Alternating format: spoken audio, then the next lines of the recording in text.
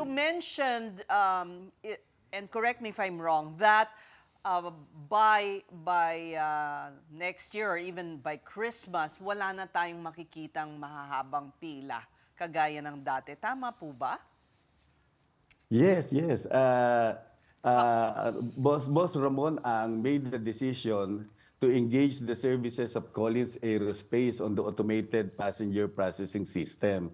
So the ones that we're seeing in other countries, the likes of Japan, the one that set up this automated passenger processing system is the same company that we tapped. So yung mga tinatawag natin na self-check-in, self-bag drops, automated security screening. This will all be available by November 17. So we're closely coordinating with the airlines. We're encouraging the passengers to give this a try so that by the time we roll this out, maganda na experience. The same holds true with immigration. The immigration e-gates, that's supposed to be the responsibility of Bureau of Immigration. In fact, if I got it right, they were able to secure a budget already from the government on this. But because of 2 failed biddings, up to this time, wala pang nangyayari. So, alam mo naman si RSA, even if it's the responsibility of immigration, if things will go wrong, the blame is being put on the airport operator. So he decided on his own, tayo na lamang ang bumili niyan. So we engaged the services of Amadeus. So Amadeus is setting this up. By December 12, this will now become operational, itong immigration e-gate. So we feel very much convinced that this will be the last undas that we will having problems on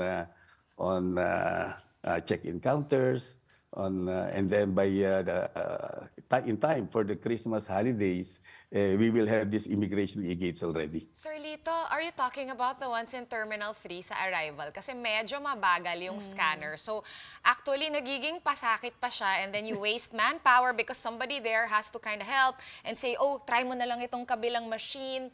And will this be deployed in all Terminals 1, 2, 3? Yes, yung the ones that you're seeing, yun ang old units. That's the reason why it's being replaced by immigration dahil outdated na. Wala nang support. So the ones that we're going to install, which will become operational by December 12, ito yung state-of-the-art technology that we will be seeing at Terminals 1 and 3. I also remember, Maganda to. a few months ago, sabi ni RSA, kasi the other pain point 1 na ang and bilis. 3 lang, ba't yung 2? Bakit yung 2? Wala namang immigration sa Terminal 2, all domestic kasi yung Terminal 2. Ganun ba? Yes. So bago na kasi nag-rationalize na sila. But the other pain point, no, Sir Lito, yung pagdating mo, ang bilis-bilis, no? Lusot ka na immigration, tapos ang tagal nung bagahe. I know in Terminal 3, RSA some months ago said na medyo matagal lang yung acquisition nung bagong machine, yung conveyor belts na nagluluwa ng mga maleta. How are we on that and when will that be operational? Again, if there's a problem with regards to the delay in the arrival of the bags dun sa carousel, there are 2 possibilities. The first one is the problem related to the work being performed by the ground handlers engaged by the airlines. Maaring kulang ng manpower, kulang ng equipments. And the other possibility is that the customs personnel who are supposed to do the X-ray of these baggages are incomplete, di ba? Medyo wala sila doon sa post nila. So there is a delay. Naka-clear na sa immigration, the passengers are still waiting for the baggages. So again, in close coordination with the Bureau of Customs Commissioner, Ariel Nepomuceno, he's very supportive. So he ordered the deployment of additional customs examiners and X-ray operators So pasakit sa inyo yung mga... sorry to interrupt. Yeah. Pasakit yung mga government personnel sa efficiency. Pero Ba't wala ganun? tayong magagawa. Basta sa airport kasi teamwork ang kailangan eh. Kasi we have no monopoly of all of the activities. Talagang we have to work closely with the government. The good thing about this is that through close coordination, we can sense that they're really supportive. Ayaw na nilang ba talagang forever the Philippines airport will be considered as one of the worst airports in the world. So gusto naman nila, for a change, NAIA will become the most improved airport in Asia. So look what happened. Even sa customs, Remember, you follow sa immigration. Once you get your baggage, in the past, you still get this RFID. This will still have to be scanned. Pipila ka pa ulit, di ba, sa customs. With our close coordination with the Customs Commissioner Ariel Nepomuceno, pinaalis niya na yon. So there's really no value on that one kasi nawala na naman tayo sa gray list on AMLA. So things are shaping up. So konting So they ano need na lang dito. training. They need retraining as well.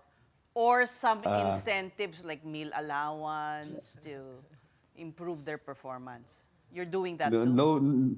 Yes, but knowing the people managing these agencies, I feel very confident that we're on the right track.